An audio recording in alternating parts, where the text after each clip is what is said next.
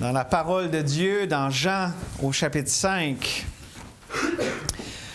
Et je le disais tantôt, Jésus donnait l'occasion de croire à toutes sortes de personnes. Et souvent, on pense aux personnes comme la femme samaritaine dans le chapitre 4, une femme délaissée puis Jésus a eu compassion d'elle, il a fait un détour pour elle, et souvent des malades, des estropiés, tout ça, mais aussi les leaders religieux, même ceux qui le détestaient, puis d'une haine grandissante, Jésus les appelait encore à croire en lui, se révélait à eux, mais malheureusement, la majorité n'ont pas cru, mais certains, oui.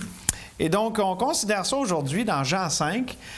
On va juste lire pour s'introduire les versets 10 jusqu'à 15. On va lire plus que ça à travers le message, mais pour se mettre un peu dans le contexte, on va lire ces versets-là. C'était un jour de sabbat, donc la guérison de l'homme, c'est arrivé le jour du sabbat. Les Juifs dirent donc à celui qui avait été guéri, « C'est le sabbat, il ne t'est pas permis d'emporter ton lit. » Il leur répondit, « Celui qui m'a guéri m'a dit, prends ton lit et marche. » Ils lui demandèrent, « Qui est l'homme qui t'a dit, prends ton lit et marche? » Mais celui qui avait été guéri ne savait pas qui c'était, car Jésus avait disparu de la foule et qui était en ce lieu. Depuis, Jésus le trouva dans le temple et lui dit, « Voici, tu as été guéri, ne pêche plus, de peur qu'il ne t'arrive quelque chose de pire. » Cet homme s'en alla et annonça aux Juifs que c'était Jésus qui l'avait guéri. C'est pourquoi les Juifs poursuivaient Jésus parce qu'il faisait ces choses le jour du sabbat. On va prier. On te remercie, Seigneur, de ce que toute ta parole est inspirée et que toi, Esprit du Dieu vivant, tu parles encore aujourd'hui à travers ta parole merveilleuse. Mais Seigneur, la condition, c'est qu'on ajoute foi à ce qu'on entend. Donc, on veut vraiment, Seigneur, te demander de disposer chacun ici. Dispose nos cœurs à entendre ta douce voix, nous, tes enfants, rachetés, sauvés, pour, Seigneur, que tu puisses nous montrer ce que tu as pour chacun de nous ici. Et oui, merci aussi que tu appelles encore les pécheurs à toi, ceux qui sont encore morts dans leur offense et leurs péchés. Seigneur, tu leur offres la vie, tu t'offres toi-même la vie, la grâce.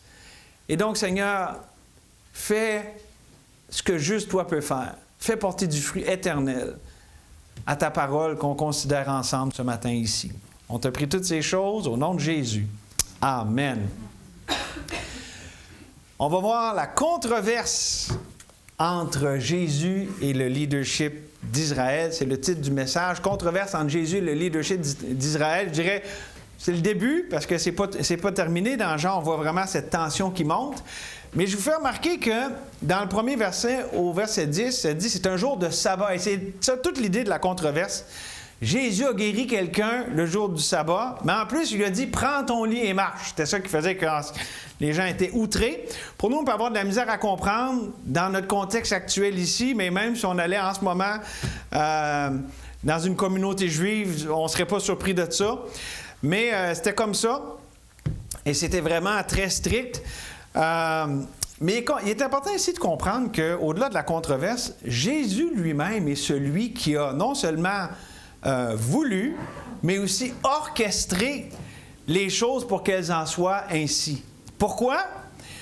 Il a opéré ce miracle le jour du sabbat, puis il a dit à l'homme de prendre son lit et de se lever, de le prendre, de le transporter le jour du sabbat, parce qu'il voulait révéler, oui, l'hypocrisie du leadership religieux, leur focus, leur attention qui était à la mauvaise place, mais aussi il voulait se révéler lui-même. Donc, Jésus avait quelque chose vraiment ici, bien au-delà de la controverse. Il y avait une révélation de ses voies, de qui il est, mais aussi il voulait que les gens du leadership religieux se voient eux-mêmes tels qu'ils sont. Parce que ces gens étaient tellement préoccupés par cette question du sabbat, puis de cet homme qui se promenait avec son lit le jour du sabbat, qui avait une haine qui allait jusqu'au meurtre. Parce qu'on le voit, évidemment, ici, on ne voit pas qu'il voulait le tuer, là, mais quand on voit comment les choses avancent dans Jean, c'est allé jusque-là. Pour que Jésus, dans le fond, a permis à un homme de marcher, de transporter son lit le jour du sabbat. Et on pourrait dire, il était vraiment concentré sur la mauvaise chose. Il se concentrait alors qu'il était enragé, alors qu'il aurait dû se réjouir de la compassion. Et là-dessus, j'ai retenu 2 passages pour vous aider à comprendre que ces gens-là avaient l'Ancien Testament, mais ils ne comprenaient pas les Écritures, leurs propres Écritures. Juste 2 passages. Et Jésus, le premier, Osée 6:6, Jésus l'a cité 2 fois au leadership spirituel d'Israël. Et c'est Osée 6:6, ça dit « Car j'aime la miséricorde et non les sacrifices, la connaissance de Dieu plus que les holocaustes. » Ces gens-là avaient perdu le sens fondamental de la parole de Dieu qui leur avait été donnée. Et dans Ésaïe 58, on voit, on pourrait lire le chapitre au complet, mais le jeûne qui plaît à l'Éternel. On peut lire dans le verset 13 et 14, la fin du chapitre, « Si tu retiens ton pied pendant le sabbat, pour ne pas faire ta volonté en mon saint jour, si tu fais du sabbat tes délices pour sanctifier l'Éternel en le glorifiant, si tu l'honores en ne suivant point tes voies et en ne te livrant pas à tes penchants et à de vains discours, alors tu mettras ton plaisir en l'Éternel. Je te ferai monter sur les hauteurs du pays, je te ferai jouir de l'héritage de Jacob ton père, car la bouche de l'Éternel a parlé. » Ces gens-là avaient tout sauf le plaisir, la joie dans l'Éternel et faire les délices de ce jour-là. C'était rendu vraiment légaliste au sens le plus strict du terme et ils avaient complètement perdu l'idée du sabbat. On va aller plus loin parce qu'il y avait plus que juste ça, parce que Jésus voulait révéler sur lui-même des choses par rapport à tout ce qui arrive ici. Et donc, quand Jésus, j'ai dit tantôt qu'il voulait se révéler, bien, à partir de ce moment-là, dans Jean, Jésus fait des déclarations qu'il n'avait pas encore faites, des grandes déclarations sur lui-même, sa relation avec le Père. On va voir ça dans les versets 17 à 30, puis on va voir même la semaine prochaine avec les témoignages qui appuient cela. Mais j'aimerais qu'on voit que ce que Jésus fait là, c'est un acte de compassion envers ces leaders religieux rebelles, qui étaient rebelles à leur Dieu. Et qu'on puisse voir que souvent, nos controverses, ce qui nous heurte, ce qui vient nous sortir de notre zone de confort, de notre façon établie de penser, souvent ce sont les moments spécifiques et choisis par Dieu pour se révéler à nos cœurs. Dieu nous dérange pour se révéler à nous. Nous avons simplement besoin d'être ouverts. Parce que là, je ne veux pas juste avoir un message qui parle du leadership d'Israël pour pas qu'on s'identifie. Dieu a quelque chose pour nous, là. Par exemple, pas ça est arrivé récemment, mais ça arrive à tout le monde, des conflits interpersonnels.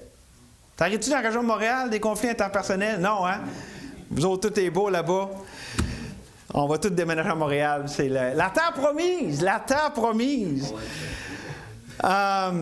Non, on a des conflits interpersonnels, ça peut être dans le couple, dans la famille, au travail, dans toutes sortes de domaines. Non seulement ces occasions-là sont une occasion où est-ce que Dieu veut nous révéler, nous, à nous-mêmes, qu'on se voit nous-mêmes dans nos tares et nos péchés, OK, les choses que Dieu veut nous montrer pour former Christ en nous, OK? Mais Dieu ne veut pas juste nous montrer les problèmes, les choses qui ne marchent pas avec nous autres. Dieu veut nous montrer comment il est la provision parfaite à ses problèmes. Voyez-vous, c'est plus que juste dire « Ah, tu as un problème, tu n'es donc même pas bon. » C'est non, moi, je suis tellement bon, je suis la solution à toutes ces choses-là. Ce qui te manque, c'est moi la provision. Et ça change complètement la façon de voir les choses qui peuvent nous arriver, les contrariétés auxquelles Dieu nous expose. Par exemple, tu sais, ça peut arriver, bon, je parle dans des occasions comme ça, souvent, ce qui peut arriver, un pattern, c'est que puis là, on va dire Dieu, mais des fois, il y a de l'instrumentalité humaine, puis souvent, c'est là que le bas blesse, là, mais Dieu nous remet à notre place. Il nous montre nos torts, nos responsabilités, des choses dont nous sommes coupables, à juste titre. Mais Dieu ne veut pas qu'on vive dans la culpabilité et la honte et s'approprier ça comme étant notre identité puis ce que nous sommes. Non, Dieu permet ça pour que ça soit un tremplin vers l'identité que lui nous a donnée en lui. Mon identité, ce n'est pas mon péché, ce n'est pas mon passé, c'est ce que Dieu a fait de moi. Donc, si Dieu me révèle ça, c'est parce qu'il veut me montrer « Hey, je suis ta paix, je suis ta victoire, je suis ta joie, je suis tout suffisant pour tous tes besoins. Donc, on voit, un peu comme ça a été prié tantôt, le problème, c'est pas le problème. Ce que nous, on voit que, hey, au secours, c'est donc bien pas bon cette affaire-là, ça, c'est juste le moyen par lequel Dieu veut nous révéler quelque chose au-delà de ce qui frappe à l'œil. Dieu veut qu'on vive ce qu'on appelle la vie échangée. Échanger notre faiblesse pour sa force, notre péché pour sa victoire. Et tant qu'à être dans Ésaïe, ça vient juste de me popper comme ça à l'esprit, parce que ça va avec ce que je suis en train de vous dire. Les adolescents, on va commencer au verset 29. « Il donne de la force à celui qui est fatigué. Il augmente la vigueur de celui qui tombe en défaillance. Les adolescents se fatiguent et se lassent. Les jeunes hommes chancellent. Mais ceux qui se confient en l'Éternel renouvellent leur force. » Ça résume bien tout ce que je suis en train de vous expliquer. Ils prennent leur envol comme les aigles. Ils courent, ils ne se lassent point. Ils marchent, ils ne se fatiguent point. C'est pour ça que Dieu permet la contrariété, les choses qui nous heurtent. C'est parce qu'il veut nous rencontrer, il veut échanger ce qui ne marche pas par lui-même. Puis lui, il marche tout le temps. Dieu est vivant, Dieu est bon, Dieu est vrai. Lorsqu'on se confie en lui dans ce qu'il nous permet, on trouve sa grâce qui est toujours suffisante. Ma grâce te suffit. Et Jésus, c'est ce qu'il faisait ici avec le leadership d'Israël. Il s'offrait lui-même. Il voulait qu'ils trouvent en Jésus ce qu'ils ne trouvaient pas dans leur religion humaine. Leur religion d'œuvre, leur religion vide. Puis même Jésus le dit, on l'a vu ce matin, il cherchait dans les Écritures en croyant voir en elle la vie, mais Jésus qui est la vie était là devant eux, puis il n'allait pas à lui. Il manquait le personnage principal de leurs propres Écritures. Et c'est ce que Jésus voulait leur offrir lui-même qui se confie en lui.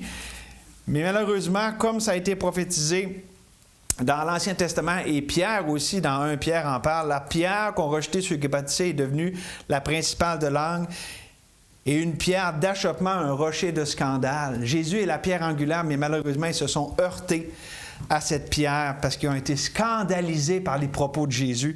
Et c'est vraiment ici ce qu'on voit avec le texte qu'on a sous les yeux. J'aimerais qu'on considère ensemble, avec maintenant les minutes qui nous restent, 4 éléments de la controverse de Jésus avec le leadership d'Israël. 4 éléments. D'abord, dans les versets 10 à 16, il y a la provocation du conflit. Comme je le disais tantôt, c'est Jésus lui-même qui a provoqué le conflit en accomplissant ce miracle le jour du sabbat et en disant à l'homme de prendre son lit. Okay? C'était un jour de sabbat, verset 10. Les Juifs dirent donc à celui qui avait été guéri, « C'est le sabbat, il ne t'est pas permis d'emporter ton lit. » OK?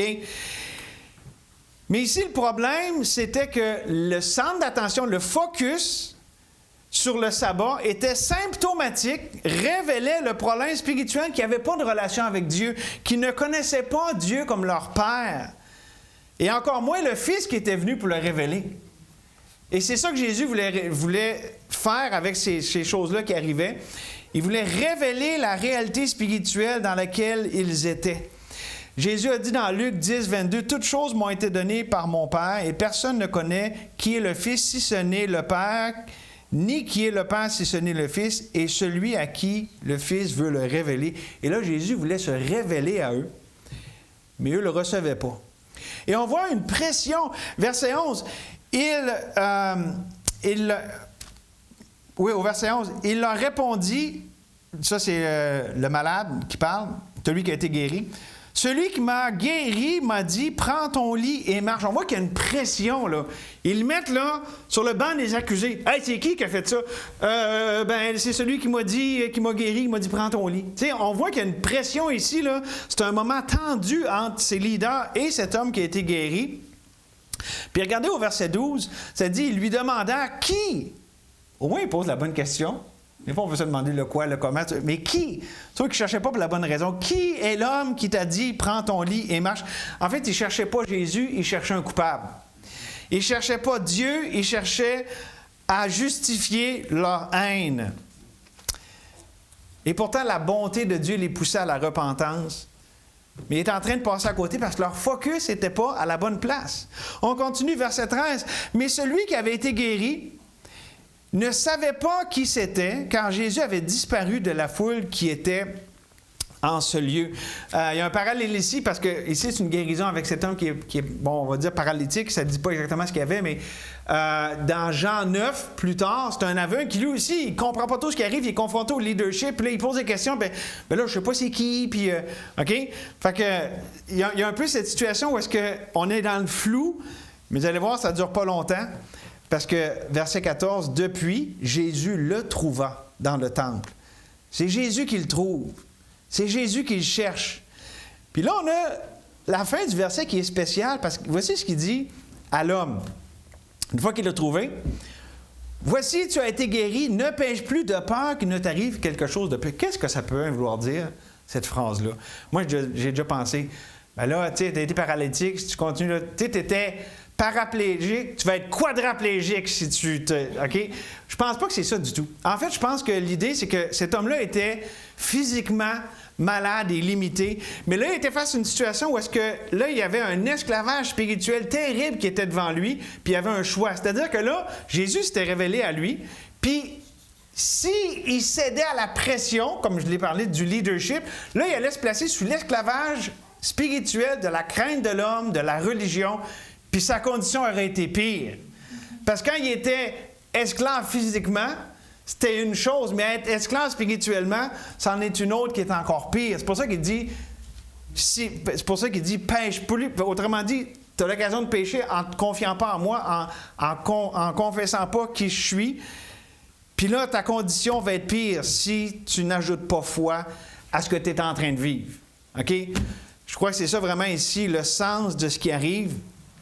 Ou pour le paraphraser, c'est un peu comme si Jésus disait « Ne mens pas au sujet de qui je suis », parce que là, il allait découvrir qui est Jésus. Fait que sois véridique par rapport à qui je révèle être. Mets ta foi en moi de peur que tu sois sous l'esclavage de leur menace, de la crainte de l'homme. OK? C'est un peu ça ici le sens de ce qui arrive. Puis on voit la suite des choses. L'homme, il s'en alla, verset 15, et annonça aux Juifs que c'était Jésus qui l'avait guéri. Il a fait ce que Jésus... Jésus s'est révélé à lui, puis il l'a annoncé, il l'a déclaré, il l'a proclamé, qui est l'identité de celui qui l'avait délivré. Et c'est pour ça qu'on voit dans ces événements-là plus qu'une simple guérison physique. Jésus opérait aussi une guérison spirituelle. Cet homme-là était libéré de la religion. Il était en train de découvrir qui est Jésus, puis croire en qui Jésus révèle être. OK? Et là, c'est intéressant le verset 16, parce que ça nous dit, c'est pourquoi les Juifs poursuivaient Jésus. Ici, ça poursuivait, mais vous allez voir, là, quand on avance dans Jean, à un moment donné, là, ça dit qu'il voulait le faire tuer, à un moment donné, il grince même des dents. Je vous dis, c'est une haine meurtrière qui les animait. Là, disons que c'est au commencement de tout ça. Ils poursuivaient Jésus parce qu'il faisait ces choses le jour du sabbat. Ici, je crois que c'était voulu par Jésus, non seulement de provoquer, OK, Jésus a provoqué le conflit, la controverse, mais aussi, je pense qu'il voulait qu'il court après. Parce que Jésus avait des choses à leur dire, à leur révéler sur lui-même. OK? Entre autres, qu'il est le maître du sabbat, n'est-ce pas quelque chose qu'il a dit aussi à une autre occasion? Mais encore mieux que ça, qu'il est l'accomplissement du sabbat. C'est que là, eux autres étaient là avec les Écritures, hey, c'est le sabbat, puis c'est ça, mais là, ils voyaient celui qui est le vrai repos. Entrer dans le repos de Dieu, c'était par Jésus qui était là devant lui, devant eux autres. Puis ça, là-dessus, je vous cite Hébreux au chapitre... attends un peu, c'est l'autre bord. Non, je l'ai-tu écrit? Hébreux chapitre 4. Ah oui, je l'ai ici. Ça nous dit, car si Josué avait donné le repos, et là évidemment on parle de ta promise Canaan, OK? Dieu ne parlerait pas après cela d'un autre jour. Il y a donc un repos de sabbat réservé au peuple de Dieu, car celui qui entre dans le repos de Dieu se repose de ses œuvres comme Dieu s'est reposé des siennes. Jésus, là, on comprend ça, c'est dans Hébreux, c'est plus tard, mais Jésus déjà voulait amener cette révélation-là qu'il est l'accomplissement du sabbat, il est le repos de Dieu, il est la terre promise. Toutes les promesses de Dieu sont accomplies en lui. OK? Et c'est ça qu'il voulait leur donner. Pour ça qu'ils brassaient dans leur confort, dans leurs habitudes, dans ce qu'ils autres étaient habitués.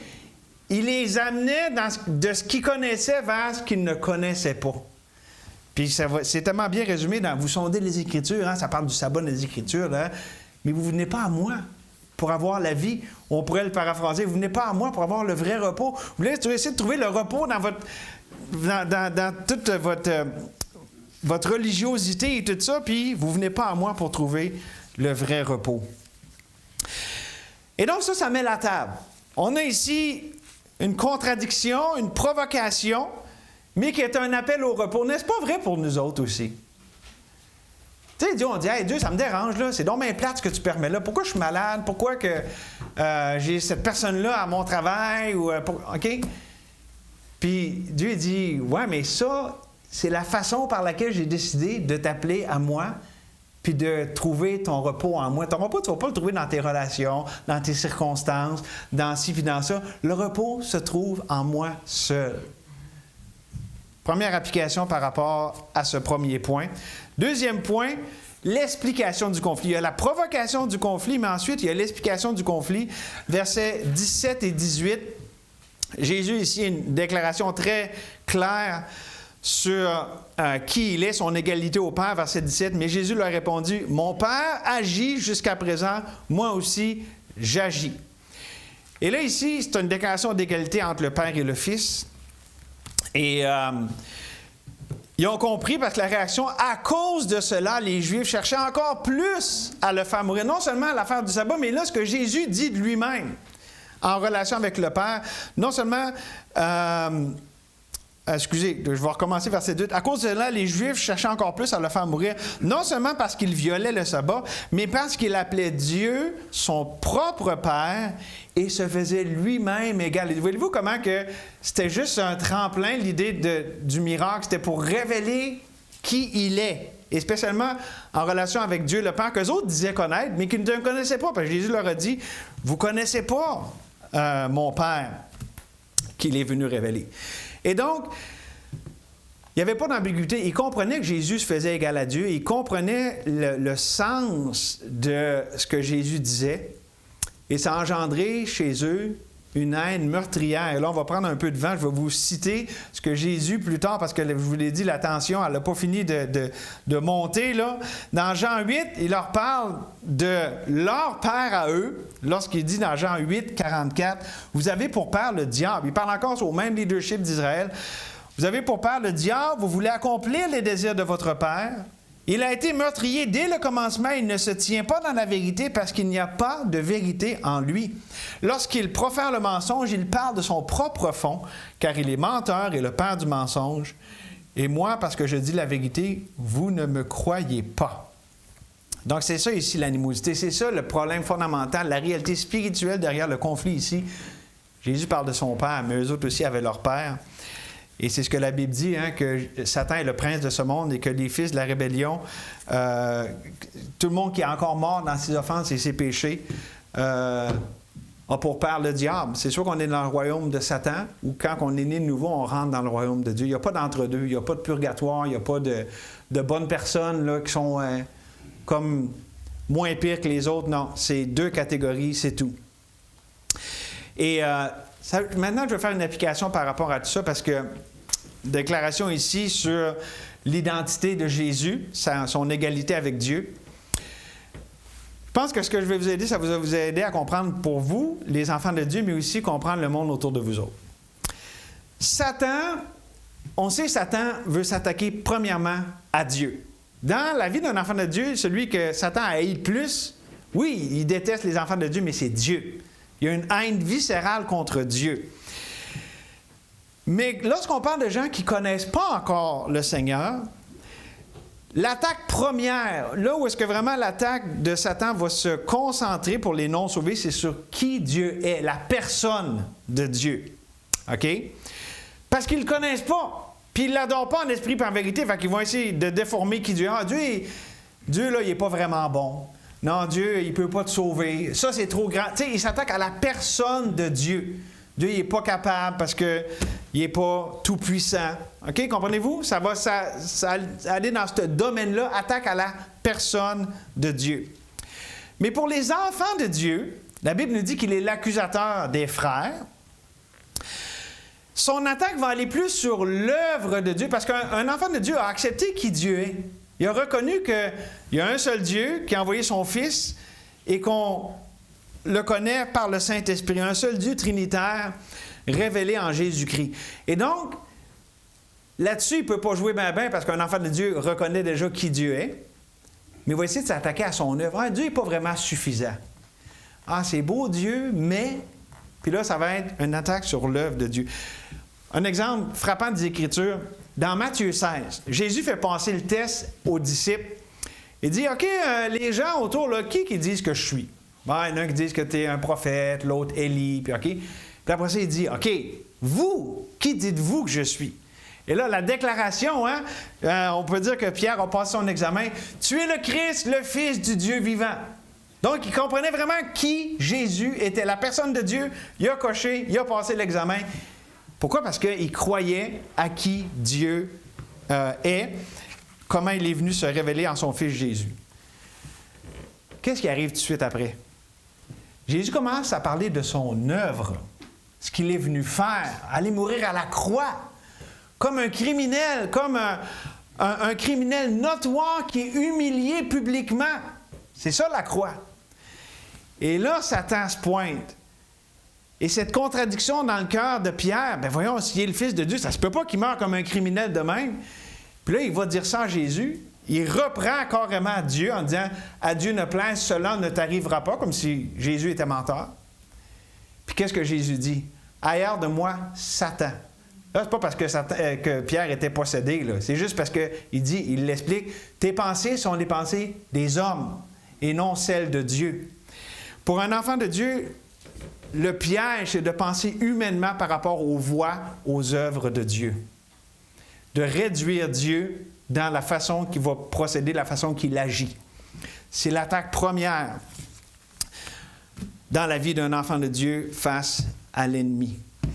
Ça veut dire que les enfants de Dieu ne peuvent pas avoir des fois des doutes sur la personne de Dieu, mais la puissance de ce mensonge a été brisée parce qu'on a reconnu Jésus comme notre sauveur, le seul sauveur, OK?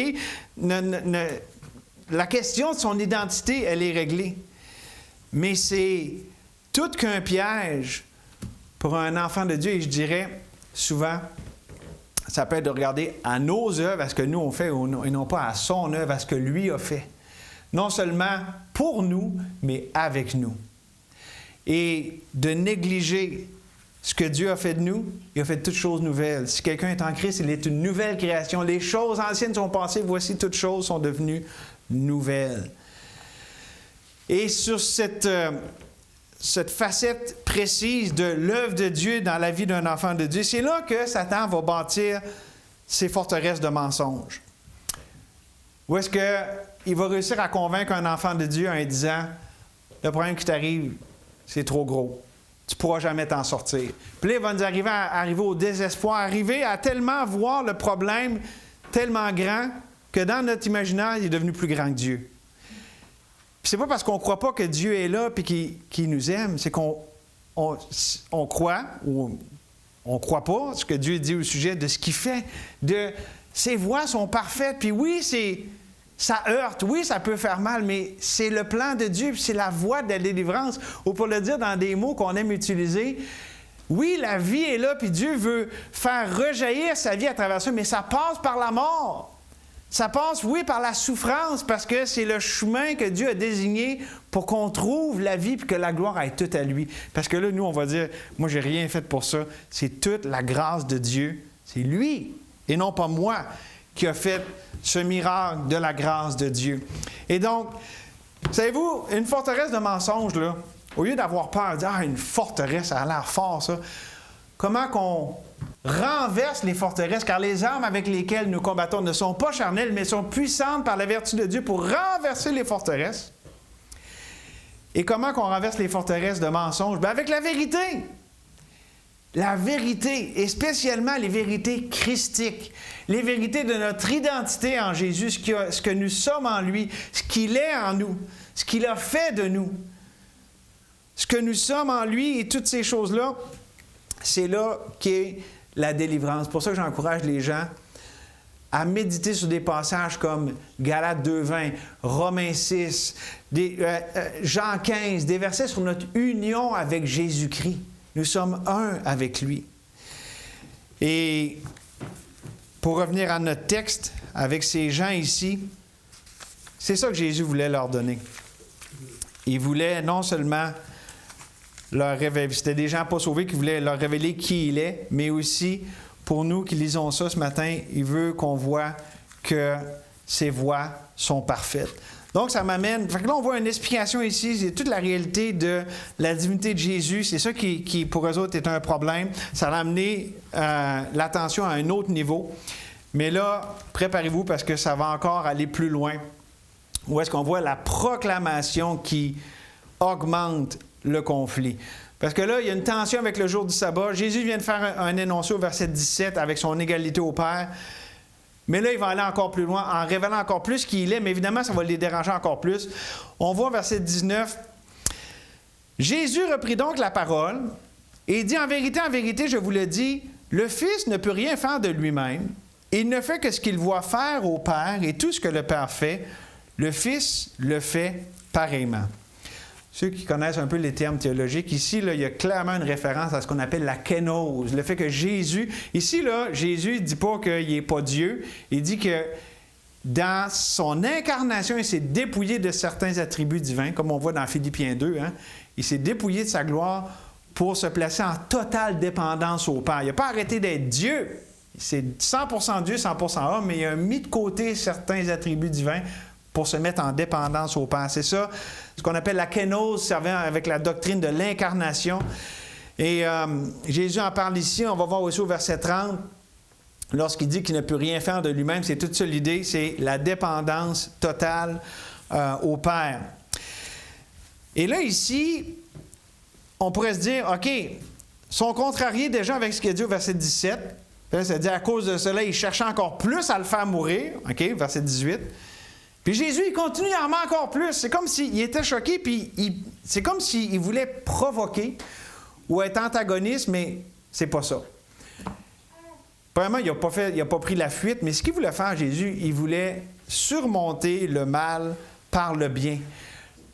Tout le mal du mensonge, de la tromperie, de la dureté du cœur, il voulait le surmonter par la proclamation de la vérité sur qui il est. Parce que c'est ça, vous connaîtrez la vérité, Jésus est la vérité, et la vérité vous affranchira. Il leur donnait la seule chose dont il avait besoin, lui, la vérité qui libère. Et Jésus, dans le fond, ici, là, quand on voit les versets qui suivent, il continue à amener différentes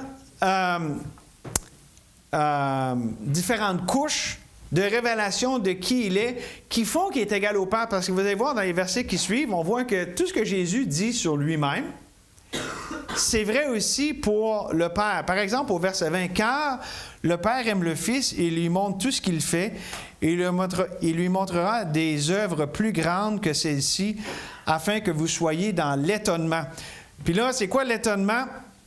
Il veut que, OK, l'idée, c'est que vous soyez frappés de ma doctrine, que vous soyez frappés de ce que je vous dis sur moi-même.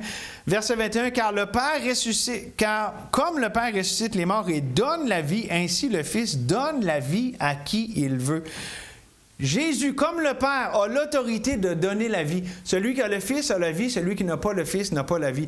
C'est juste Dieu qui est capable de donner la vie. Voyez-vous, si le Père peut donner la vie, Jésus, en disant qu'il peut donner la vie, il se fait égal au Père. Deuxième chose, verset 22. « Le Père ne juge personne, mais il a remis tout jugement au Fils. » Donc, comme le Père aussi, il a l'autorité de juger. Tout jugement a été remis au Fils. En fait, ça nous dit dans l'Apocalypse, tu sais, l'Apocalypse, c'est Jésus dans toute sa gloire. Apocalypse 22, à la fin du livre, on peut lire « Voici, je viens bientôt, et ma rétribution est avec moi pour rendre à chacun selon ses œuvres. » Donc, Jésus, tout comme le Père a l'autorité de donner la vie, de juger, mais aussi, regardez le verset 23, « Afin que tous honorent le Fils comme ils honorent le Père. Celui qui n'honore pas le Fils n'honore pas le Père qui l'a envoyé. » Donc, encore là, ici, on voit, comme le Père, il a la dignité de recevoir l'honneur, de par qui il est, Jésus, est digne de tout honneur. Et ça aussi, on apprend dans l'Apocalypse. Ça dit, « Tu es digne, notre Seigneur et notre Dieu, de recevoir la gloire, l'honneur et la puissance, car tu as créé toutes choses et c'est par ta volonté qu'elles existent et qu'elles ont été créées. » Puis il y a d'autres passages comme ça dans l'Apocalypse qu'on voit la dignité propre à Jésus-Christ de par qui il est et aussi ce qu'il a fait. Ça nous amène au verset 24. Et ça, c'est un verset tellement puissant des Écritures. Un bon verset pour partager l'Évangile avec quelqu'un. Puis quand vous voyez en vérité, ça veut dire que c'est vraiment quelque chose d'important. Verset 24, en vérité, je vous le dis, celui qui écoute ma parole et qui croit à celui qui m'a envoyé a la vie éternelle et ne vient point en jugement, mais il est passé de la mort à la vie. Voyez-vous comme il dit, il y a le pouvoir de donner la vie, de juger. Mais si vous croyez en moi, je vous donne la vie, puis vous n'avez pas le jugement. Fait qu'il ramène tous ensemble ce qu'il a amené, il l'amène, dans le fond, devant les gens comme ça pour qu'ils puissent l'approprier pour eux-mêmes. C'est l'application, c'est l'appel de Jésus à croire ce qu'il vient de dire. Et en passant, l'appel à croire, c'est pas une suggestion. Dieu exige qu'on croie en lui. Il est le roi des rois, le Seigneur des seigneurs. Ce n'est pas une suggestion, la grande commission puis l'Évangile. C'est un ordre. Dieu ne veut pas que personne reste sur la clôture, parce que sinon, quand on reste sur la clôture, c'est quoi? C'est un rejet. Déguisé peut-être, mais c'est un rejet pareil. Et donc, c'est une sommation solennelle de par le Fils de Dieu lui-même à ces gens qui, on voit, de plus en plus sont enragés, ont une haine meurtrière, mais quand même, il les appelle. Comme il a dit avec Jérusalem, « Ah, Jérusalem, Jérusalem, tu n'as pas su reconnaître le jour de ta visitation. » Et ça nous amène donc au dernier point pour ce matin, la dénonciation du conflit.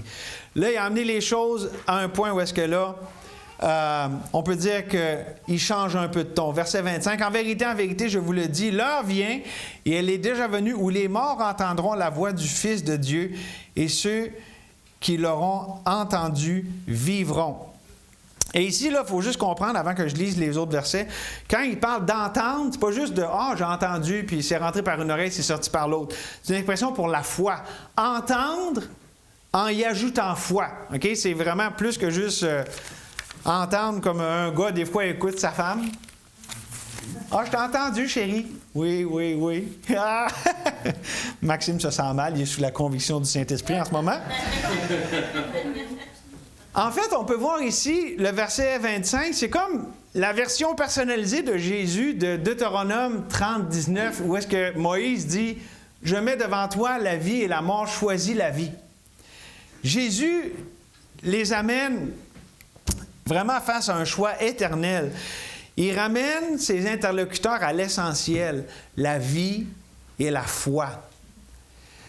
Et clairement, on voit quand on lit les autres versets que c'est ça ce dont il est question, vraiment une question de vie versus la mort et non pas de bien et de mal. « Hey, t'as fait le mal le jour du sabbat. » Non, Jésus ramène les choses à l'arbre de la vie. OK, regardez, ça dit « Car comme le Père a la vie en lui-même, ainsi il a donné au Fils d'avoir la vie en lui-même. Et il lui a donné le pouvoir de juger parce qu'il est le Fils de l'homme. » Donc, c'est vraiment ça. Jésus offre la vie, puis la rejeter, c'est avoir le jugement, c'est arriver à la mort. Et encore, Jésus va employer l'expression d'étonnement ici au verset 28. « Ne vous étonnez pas de cela, car l'heure vient où tous ceux qui sont dans les sépulcres entendront sa voix et en sortiront. » Une référence ici à la résurrection. Et pourquoi Jésus leur dit « Ne vous étonnez pas », bien, je pense qu'il était probablement sous le choc d'entendre Jésus parler avec de pareilles déclarations. Il parlait comme ayant autorité et non pas comme les pharisiens. Il ne s'excusait pas en disant « Ben oui, excusez, c'est vrai, je comprends que vous avez peut-être de la misère à comprendre que je suis le Fils de Dieu. » là. Non, je veux dire, il redoublait de confiance et d'ardeur dans ses déclarations.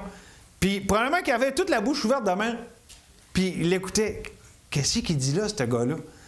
Puis, il était dans l'étonnement. 2 fois, ça dit au verset 20, mais aussi ici au verset 28, Jésus fait référence au choc de l'étonnement. On peut dire au choc de l'incrédulité. C'est drôle qu'on peut être choqué soit dans l'incrédulité, où lorsqu'on reçoit la parole de Dieu par la foi, on est sous une autre sorte de choc. On n'est plus pareil. Tout notre monde est renversé, mais pour le mieux. Tandis que si on rejette la vérité, on est sous le choc, mais ça nous amène vers l'endurcissement. Puis finalement, après ça, ce qui nous avait choqué auparavant, vu qu'on s'est endurci avec la lumière que Dieu nous a donnée, on s'enfonce dans les ténèbres. Puis de moins en moins, le choc est présent. Encore là, c'est la grâce de Dieu qui leur donne un choc pour les amener à croire en lui. Et verset 29 nous aide à comprendre ici aussi, ceux qui auront fait le bien ressusciteront pour la vie, mais ceux qui auront fait le mal ressusciteront pour le jugement. Évidemment, ici, Jésus n'enseigne pas le salut par les œuvres, c'est à comprendre, comme dans Jacques, la foi vivante qui produit des œuvres. Là, on comprend, les Écritures s'expliquent par les Écritures. Ça n'a aucun bon sens ici que Jésus enseigne qu'on est sauvé par nos œuvres. Mais c'est vraiment encore là la question de la foi, mais de la foi vivante qui produit des fruits. Et ça m'amène à conclure avec le verset 30, qui n'est pas sans importance. Encore Jésus qui parle ici au verset 30, « Je ne puis rien faire de moi-même. D'après ce que j'entends, je juge. Et mon jugement est juste parce que je ne cherche pas ma volonté, mais la volonté de celui qui m'a envoyé. » D'abord, question, es-tu prêt à faire face au jugement de Dieu? Et quoi, il y a deux options. C'est ça que vous allez être seul face au jugement de Dieu, puis c'est terrible de tomber dans les mains du Dieu vivant. Ou vous avez accepté que Dieu a fait tomber le jugement sur son Fils et que vous êtes confié dans le fait que tout est accompli, que lui est mort afin que vous puissiez vivre, que lui a eu la condamnation afin que vous soyez libérés de cette condamnation. Donc, être prêt au jugement, c'est pas être une bonne personne, c'est pas avoir la bonne religion, c'est où est ta confiance. Puis pensez-y, voulez-vous faire vous-même face au jugement de Dieu ou vous voulez accepter que Jésus a fait face pour vous, pour pas que vous ayez à subir la colère de Dieu? Lui l'a subi. C'est terrible. C'est tombé sur le Fils, mais justement, c'est pour pas qu'on y aille à le subir. Mais ça, chacun doit décider pour soi-même. Comme ces gens-là aussi étaient face à une décision éternelle. Qu'est-ce que je fais du Fils?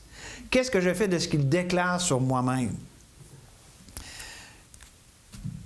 Est-ce que ta confiance est en Jésus seul pour le salut de ton âme? Est-ce que, enfant de Dieu, ta confiance est ferme en Dieu?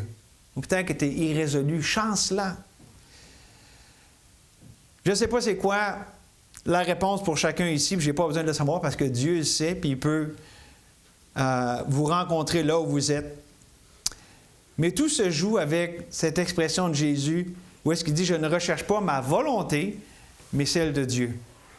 Savez-vous ce qui va entre une personne sauvée, la différence entre une personne sauvée versus une personne qui ne l'est pas encore? Ma volonté versus celle de Dieu. Parce que c'est quoi que Dieu dit? Dieu résiste aux orgueilleux, mais il fait grâce aux humbles. Il résiste à ceux qui lui résistent, qui veulent persister dans leur voie. Et Dieu insiste à révéler sa volonté à ceux qui insistent à vouloir faire leur volonté. Il y a un clash ici. Puis comment ça peut se résoudre simplement en s'humiliant?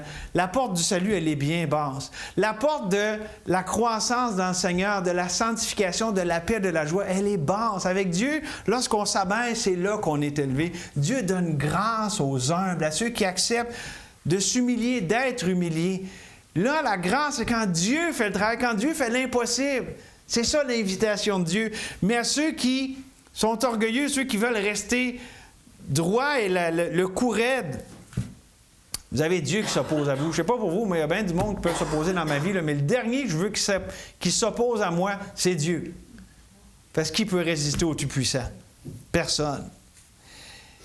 Et c'est ce que ici Jésus fait dans sa grâce. Il a les bras ouverts vers un peuple rebelle et contradisant, et il s'offre lui-même à eux, alors qu'ils ne veulent rien savoir. Quel Dieu incroyable! Et c'est ce que Dieu fait encore aujourd'hui. On a prié pour les Québécois. Puis c'est vrai, au lieu de voir, les Québécois sont donc bien tête dure, puis ça, Dieu les aime, les Québécois, puis Dieu peut les convaincre de leur péché, puis les amener de la mort à la vie. Amen. Puis pour nous, le peuple de Dieu, c'est ma dernière parole ce matin. Le peuple de Dieu, là, on a prié tantôt. Notre espoir n'est pas d'un politicien. Puis on comprend, on suit la politique, puis je veux dire, on ne veut pas être ignorant, mais la délivrance, l'espérance, n'est pas dans un politicien, n'est pas dans un homme ici-bas, mais est en Jésus-Christ. Et savez-vous quoi? Par extension, l'espérance de notre pays, de notre province, est dans le peuple de Dieu. Puis le peuple de Dieu, ce que Dieu nous demande, c'est de vivre par la foi. Le peuple de Dieu, lorsqu'il est neutralisé, soit par l'indifférence, soit par toutes les distractions de ce monde, puis que là, on est à gauche puis à droite, puis on n'est pas affairé au royaume de Dieu, puis que notre focus n'est pas à la bonne place. Puis Satan, ça ne le dérange pas, il n'a pas trop à s'occuper de nous autres parce qu'on fait son travail. Mais si on commence, on entend la voix du Seigneur, puis on y croit, on y ajoute foi, puis on avance où est-ce que Dieu veut qu'on avance, par la foi, alors certainement, on va attirer l'attention de l'ennemi. Mais savez-vous quoi? Il est déjà vaincu. Puis l'ennemi, il ne peut rien faire que Dieu n'ait pas permis. Fait que Dieu va juste s'en servir pour accomplir ses desseins. Satan veut essayer de nous décourager, puis de nous enrager. Si on se tourne vers Dieu dans ces moments-là, il va être tourné en dérision parce que Dieu va donner une grâce qui est plus grande. Puis lorsqu'on se soumet à Dieu de même, on peut résister au diable. Qu'est-ce qu'il va faire? Il va fuir loin de nous. Il est vaincu, qu'on n'ait pas peur de l'ennemi, mais au contraire, qu'on ait confiance en notre Dieu. Que nos problèmes soient bien petits à la lumière de notre grand Dieu. Nous, le peuple de Dieu, qu'on voit les choses dans la bonne perspective. Amen? Amen. On va prier. Merci, Seigneur, pour ce temps ce matin. Dans ta maison avec ton peuple, comme c'est une joie, Seigneur, de se rassembler comme ça pour te célébrer. Seigneur, c'est toi la personne la plus importante, oui, de tout l'univers, mais à matin ici, Seigneur, et c'est toi qu'on veut rencontrer. Merci que, comme avec cet homme, tu l'as trouvé toi, et tu viens aussi nous trouver là où on est rendu. Des fois, on n'aime pas la façon que tu t'y prends. Des fois, ça nous dérange, ça nous heurte. Mais ça, c'est secondaire. Parce que ça t'appartient. C'est toi qui décides. C'est toi qui sais ce dont nous avons besoin. On veut juste répondre en te faisant confiance au-delà de ce qui nous heurte ou nous dérange ou ce qu'on ne comprend pas. Voir que c'est toi, Seigneur, qui nous appelle à toi-même. Et même pour les non-sauvés, Seigneur, quelle grâce pour un non-sauvé que sentir sa misère. Il n'y a rien de pire et ça nous attriste de voir les perdus qui se complaisent, qui ne voient pas leurs besoins, qui sont endurcis. C'est triste. Alors, Seigneur, merci de ne pas laisser l'indifférence nous envahir. Seigneur, continue. Et on ne veut pas avoir peur des circonstances, des personnes. Mais Seigneur, on veut te chercher vraiment de tout notre cœur. Merci pour ce temps ce matin. Merci pour toi, Seigneur. Tu es là. Tu es le héros qui sauve, qui a des chants d'allégresse au milieu de nous autres. Merci, Seigneur, on te bénit de tout cœur. Au nom de Jésus. Amen.